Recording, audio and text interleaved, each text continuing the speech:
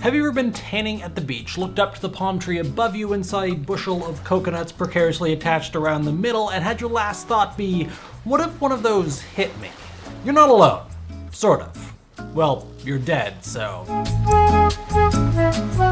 Coconuts, hear me out, have a weird and bloody history, as long as you take that history with a coconut-sized grain of salt. Coconuts kill people, a headline you may have seen rise and fall out of semi-popularity since the 80s. In 1984, a study titled Injuries Due to Falling Coconuts by Canadian Dr. Peter Bars was published in the Journal of Trauma. Bars observed in his research that over a period of 4 years in Papua New Guinea, 2.5% of all trauma admissions were caused by falling coconuts, consequently causing 2 fatalities. This number was then extrapolated worldwide, assuming that everywhere else in the world there was a similar amount of deaths caused by coconuts. Bars received an Ig Nobel Award for his research, an award meant to spoof serious academic papers. Their website describes the awards as honoring achievements that make people laugh, and then think. But Bars wasn't laughing. He said in an interview that when you're treating these injuries daily, it's not funny at all. Everyone from the New York Times to the Boston Herald to the Daily Telegraph to the Guardian to CBS News and many more started leading with headlines like "The Killer Fruit" or "Hazards in Paradise" or "Death by Coconut." In 2002, the coconut story blew up even further when George Burgess, the director of Florida's Museum of Natural History's International Shark Attack File, longest job title ever I know, claimed that 150 people were killed every year by falling coconuts, 15 times the number of fatalities attributed to shark attacks. This then became the focus of any subsequent coconut death-related stories that would pop up in the media. In 2010, The Guardian reported that the Indian government had all the coconuts removed from the palm trees surrounding Mumbai's Gandhi Museum in preparation for President Barack Obama's visit. Death by coconut goes back much further than the 80s though. The first recorded death by coconut was in 1777. King Tetui of Mangaya reportedly had a concubine who died after being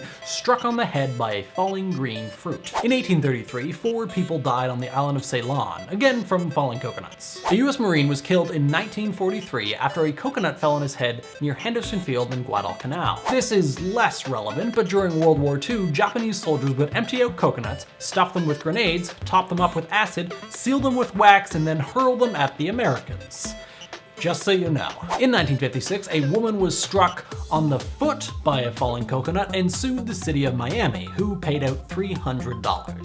Similarly, a jury ruled in favor of a Hawaiian police officer in '77 who was awarded $39,000. A hotel in the Dominican Republic saw the death of an Englishman in 2004, again by falling coconut. They were sued and ordered to pay out $55 million in compensation. Reports of hundreds of people dying from falling coconuts every year have almost, but not quite, become commonplace, especially in the last 50 years. Which is why it's so easy to believe that coconuts are bigger killers than sharks.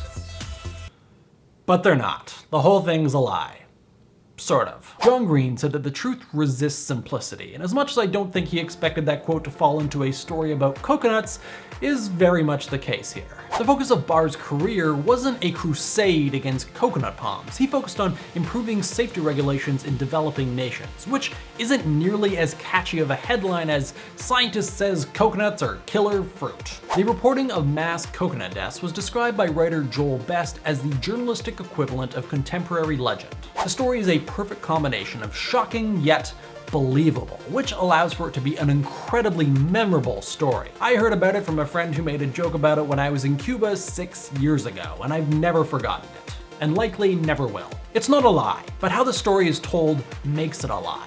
People die from coconuts, that's a fact, but hundreds of people every year don't die from coconuts. Nothing is ever really black and white. None of the story being told is completely true or completely false, but rather totally gray. So why do we keep perpetuating this exaggeration?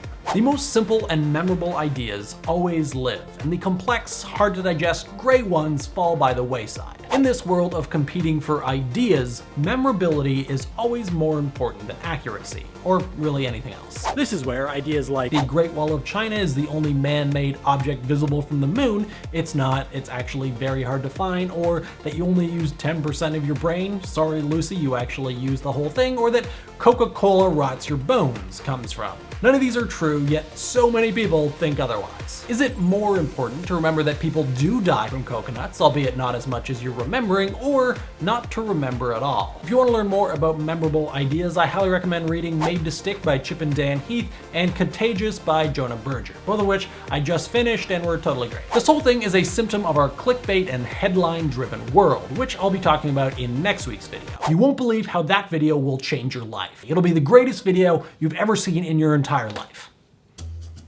In the case of coconuts, the fact that coconuts kill more than sharks is an idea that will likely stick in your head. I mean, how could it not? It's a great fact that you can annoy people with at parties. And the only thing better than having a great fact to drop on somebody is being able to call bullshit on other people's facts. And now you can. Go forth and do my bidding. Whatever it may be. I guess in this case, calling bullshit on like the one person you might know that knows this coconut story. What do you guys think? Are we naturally drawn to the simplest idea, or does the truth have some sort of greater, deeper pull on us? Let me know in the comments, and if you haven't already, be sure to click on this coconut to subscribe, or at least think about it.